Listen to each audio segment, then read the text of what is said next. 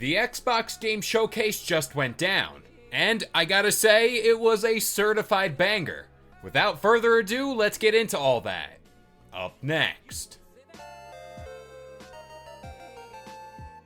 What's going on, guys? It's Kalo, and I'm here to give you the lowdown on all things gaming. And if you're new here, feel free to subscribe to this channel for weekly video game news content. Drop a like on the video, and welcome to the Level Up. Man, oh man, heading into this showcase, I surely expected a whole lot of announcements and reveals. But seeing this showcase in motion, seeing each game get announced, and then the hardware, man, did they deliver.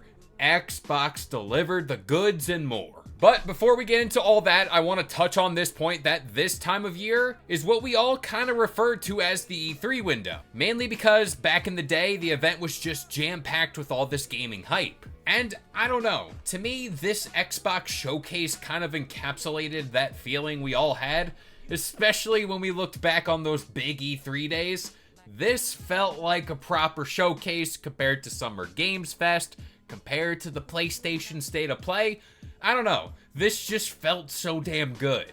But anyways, let's get into this showcase because we got over 30 games to potentially talk about, along with some shiny new hardware. So we should have known this was the show we're going to be in store for because we are starting off strong with Doom: The Dark Ages. Now, this medieval shooter looks to blend all the badass gunplay and violence that Doom always delivers. But the kicker here is, this game looks to release on all platforms, including the PS5. Next up, a game I expected to see, but not see in the way we did, was Perfect Dark. This is a title that had so many question marks around it, at least up until now. And today, Xbox clearly shown that this game is not only alive, but it's thriving. And I did see some discourse about the model of Joanna Dark. I think she looks okay. I get compared to the prior games, it's kind of a stark difference.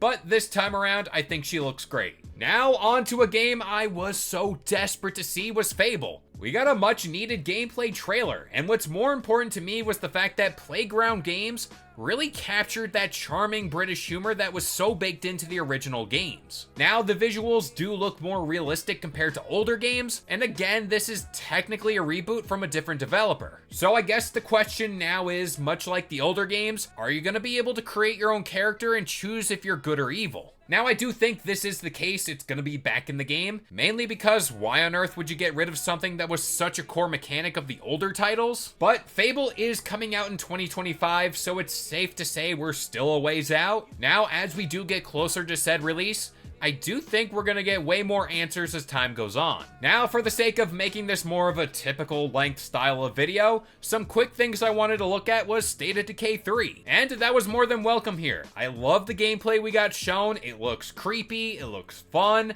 and I will be playing that day one. I didn't mean to rhyme there. Now, Fallout 76 is getting some love, which is always great to see. And I'm actually pretty stoked to see that we're gonna be able to play as a ghoul. And I gotta show some love here to South of Midnight. Something about this art style and tone of the game really vibes with me, and I guess that's kind of why I like games like Borderlands and stuff like that. Now, Xbox also did in fact reveal they are releasing an all-digital Xbox Series X, and it will have a price point of around $450 US. Now, we did get a Galaxy Black version of the OG Xbox Series X, which has the same internals, but it will boast a 2TB internal hard drive, and it will clock in around $600. That's a steep price. And finally, we got a 1TB Xbox Series S, which does come at a modest $350, which I do think that's a budget-friendly model to go with. Now on to the crown jewel of this show, the thing that got me the most excited. Let's talk about Gears of War E-Day. First up, I'm just really glad we're back to calling it Gears of War and not just Gears, but that's a minor detail compared to what we got. Now, heading into this game, everyone kind of expected this to be the run-of-the-mill Gears 6, aka that continuation of the story left off in Gears 5. But the Coalition took this in a whole and quite frankly, welcome direction, and we are gonna be getting a prequel of sorts that focuses in on the early days spent between Marcus Phoenix and Dom. The terror of these games seems to be on full display, which is something I feel was lacking in previous entries. And real quick, it kind of feels illegal to see Marcus Phoenix without his bandana.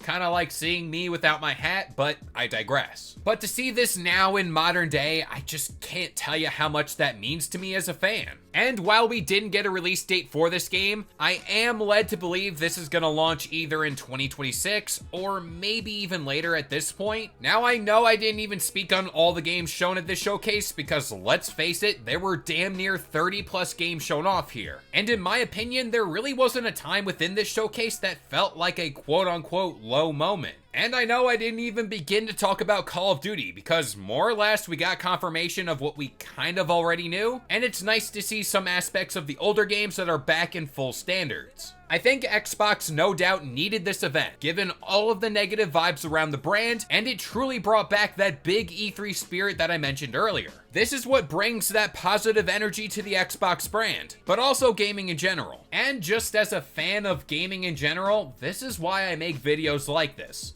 I love this time of year talking about all the cool reveals, all the cool consoles, all that stuff. I do it because of things like this. But with all that being said, I'm going to pass it off to you guys. What'd you think of this showcase on a scale of 1 to 10? 10 being the best, 1 being the worst. But that about does it here. I've been Kalo, I gave you the lowdown on all things gaming, and if you're new here, feel free to subscribe to this channel for weekly video game news content, drop a like on the video, and this has been the Level Up.